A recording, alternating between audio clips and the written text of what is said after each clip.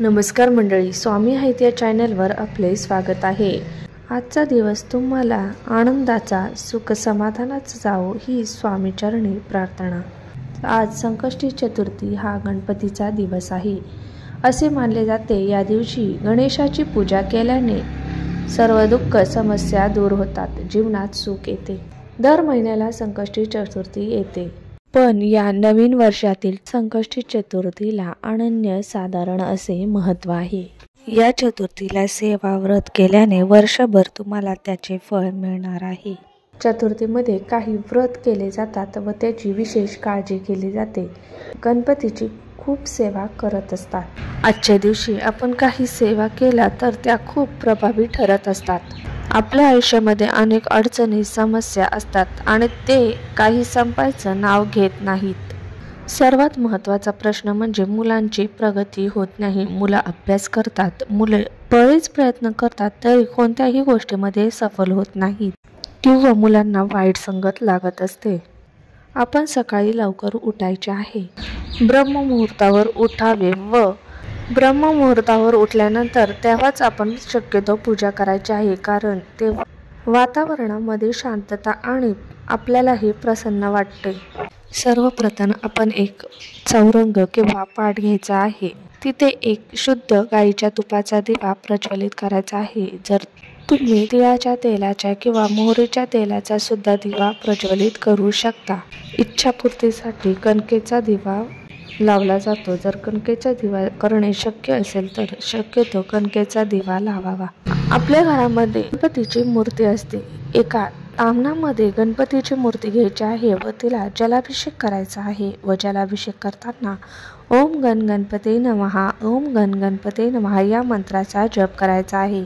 तुमच्या घरातील मुलं जर या सेवा करण्यास इच्छुक असतील तर अवश्य मुलांना ही सेवा करू द्यावी, कारण गणपती ही बुद्धीची देवता आहे आणि मुलांनी जर गणपतीला असा अभिषेक केला तर गणपती अवश्य प्रसन्न होणार। जलाभिषेक झाल्यानंतर त्यातील तीर्थ आपण ग्रहण करायचं आहे व आपल्या कुटुंबातील सर्व व्यक्तींना ते तीर्थ द्यायचं आहे। यामुळे मुलांची घरातल्या कुटुंबातील व्यक्तींची प्रगती होणार आहे। यानंतर बाप्पाची मूर्ती स्वच्छ पुसून घ्यायची आहे, बाप्पाला हळदी कुंकू लावायचे आहे। यानंतर बाप्पाला तुम्ही जास्वंदाचं फूल अर्पण करायचं आहे, गूळ खोबऱ्याचा नैवेद्य दाखवायचा आहे। गणपती बाप्पाला प्रिय असणाऱ्या सर्व वस्तू अर्पण करायच्या आहेत। आता आपल्याला एक उपाय करायचा आहे। हा उपाय काय करायचा आहे हे पाहण्यासाठी व्हिडिओ कोठेही स्किप करू नये। हा उपाय करण्यासाठी हिरवे मूग आपल्याला लागणार आहेत। अख्खे हिरवे मूग 108 घ्यायचे आहेत। एका वाटीमध्ये हे हिरवे मूग घ्यायचे आहे।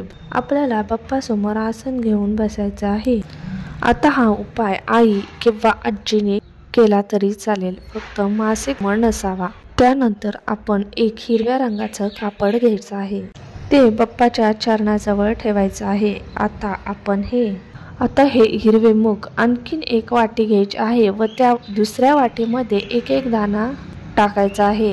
एक दाणा घ्यायचा आहे व ओम गण गणपते नमः या मंत्राचा जप करत दुसऱ्या वाटीमध्ये तो मूग टाकायचा आहे किंवा जे वस्त्र घेतलं आहे त्या वस्त्रावर एक एक दाणा ठेवू शकता। अशा प्रकारे आपण 108 दाणे गणपतीचा मंत्र म्हणून त्या वस्त्रावर ठेवायचा आहे। एक वेळा गणपती अथर्व शिष्य बोलायचं आहे, जर ते बोलणं जमत असेल तर तुम्ही श्रवण करू शकतात। या दोन सेवा करणे अतिशय आवश्यक आहे। त्या वस्त्रामध्ये जे हिरवे मूग ठेवले आहे त्याची पुडी मांडायची आहे व ते आपल्या हातामध्ये घ्यायचे आहे। आपली जी काही इच्छा आहे, मनोकामना आहे ती गणपती बाप्पाला मनापासून सांगायची आहे। जसे की मुलांच्या अभ्यासामध्ये प्रगती किंवा नोकरीविषयी काही संबंधित समस्या, कौटुंबिक समस्या असतील, ही इच्छा बोलून ती परत गणपती बाप्पाच्या चरणी ठेवायची आहे व ती पुढे दिवसभर त्यांच्या चरणाजवळच राहून द्यायची आहे। जर तुम्ही हा सकाळी उपाय करत असाल तर दिवसभर राहून द्यायचे आहे। संध्याकाळी करणार असाल तर अर्धा तास किंवा 1 तास ही पुडी गणपतीजवळ राहून द्यायची आहे। संध्याकाळी आपला मुलगा झोपतो त्याच्या उशीखाली ही पुडी ठेवायची आहे। रात्रभर ती पोटली तशीच ठेवायची आहे। दुसऱ्या दिवशी सकाळी ती पोटली उचलायची आहे। ही पोटली उचलून तुम्हाला दुसऱ्या दिवशी आपल्या आसपास असणाऱ्या गणपती बाप्पाच्या मंदिरात जायचं आहे. तिथे गेल्यानंतर शुद्ध तुपाचा दिवा देवाला प्रज्वलित करायचा आहे. देवाला जास्वंदाचं फूल, दुर्वा तसेच हळद कुंकू अर्पण करायचे आहेत. त्यानंतर ही पोटली आपल्याला उजव्या हातामध्ये घ्यायची आहे. आपल्या मुलाबाबत जी काही इच्छा आहे ती परत गणपती बाप्पाला सांगायची आहे. एक वेळा संकटनाशनम गणेश स्तोत्रम बोलायचं आहे व ही पोटली गणपती चरणी अर्पण करा आहे. गणपती बाप्पा नक्कीच तुमची इच्छा पूर्ण करणार.